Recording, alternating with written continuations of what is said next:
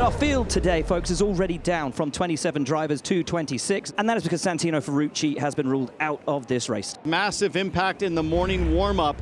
As the session was coming to a close, he was literally in the final corner. All four corners of his AJ Foyt Chevy destroyed. The team not having enough time or parts to get the backup car prepared in time. We are racing, and Colton Herta immediately with the advantage. Kirkwood trying to make some moves around the outside of Will Power, bunching up down there through turn one. Everyone through safely. Are they? Little nudge on the wall from Felix Rosenquist, but pretty much everybody through there unscathed, and that's key on lap one on the run down now to turn three. And look at Marcus Armstrong coming from the pole sitter, coming for Colton Herta, but can't quite have a look. And Kirkwood is already up and fighting against Alex Palou. Does he get it? He does. That's up to third place for Kyle Kirkwood. And a driver in already, and it's Pato O'Ward. So too Scott McLaughlin. So too Marcus Ericsson jumping in at the earliest possible opportunity. 2 laps completed. Get rid of those softs and get racing. And we see a full course caution. There it is. And McLaughlin is into the wall, and his rear left has gone. I'll bet this wheel was never on, and there you see the wheel nut coming off the left rear. Scott Dixon lining up his teammate Kiffin Simpson, who is on that soft tire, which we expected to start degrading around lap 7 or 8, and flies past 1. Will he fly past 2? Going for the move on David Malukas as well.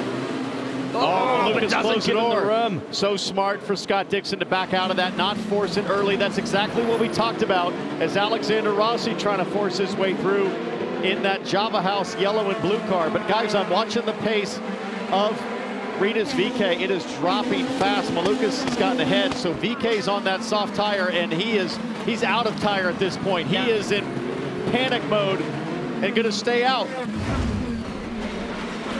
That's 3 wide into 1. And that's Rasmussen on Eilert and Abel, and Rasmussen does 2 in 1 corner.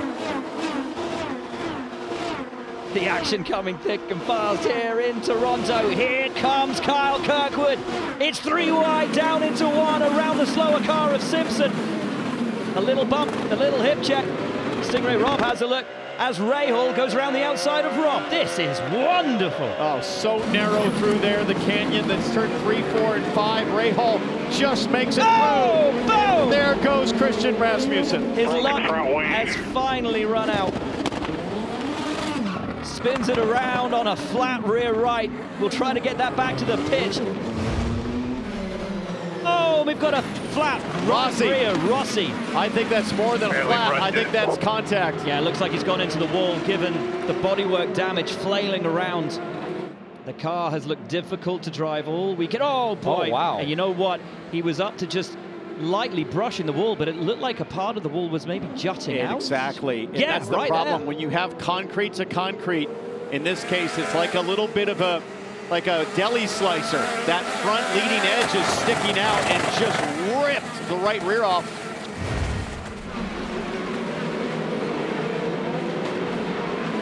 We're back to green and immediately back to full course caution here at Toronto, as Jacob Abel, who was being passed by David Malukas and Louis Foster, went straight on into the barrier and up and over the rear of Josef Newgarden.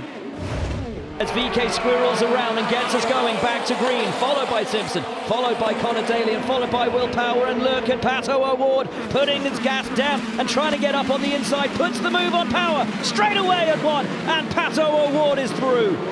And that's going to give Power a bad exit out of 1, might leave him susceptible to Schwartzman. Remember, no push to pass available on the first lap of a start or restart. Power's going with Pato, though.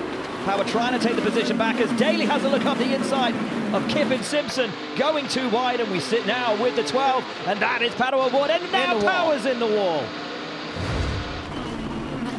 Something happened to Foster. His left rear is damaged. Foster got into the wall. Dixon was able to get by. Pato O'Ward head down again. 2 cars separate him between where he is and the lead. Back at turn 1, back in his favorite spot, and another position gain.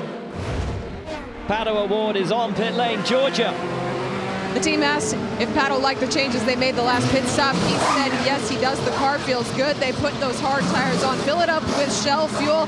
He had to get around Rahal coming in, but he has a clean out. Clean out for him, but where does it bring him out in relation to Rinus VeeKay? Look to your left, look to your right. Pato O'Ward on pit exit. Where is Rinus VeeKay? Simpson's pitted as well. Wow. VeeKay to the left, and it's huge from O'Ward. Easily takes the lead over Rinus VeeKay.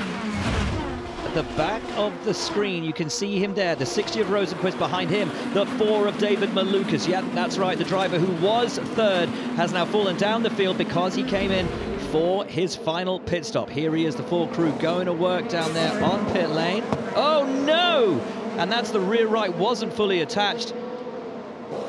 The outside rear tire changer had a difficult time placing the wheel and tire initially, and somehow Malukas given the signal to go, and then this happened to Felix Rosenqvist. Big lockup going down there into turn 3. Seemingly has lost a part of his front wing, which has been falling apart for a while. When he makes it back onto the track, squeezes Alex Palou through 4, who then makes it through at 5, and then the two make contact again, Will Power and Felix Rosenqvist, and it was those two who made contact that did the damage to his front wing in the first place. No! Yellow. Oh, and Siegel we have... and Rosenqvist.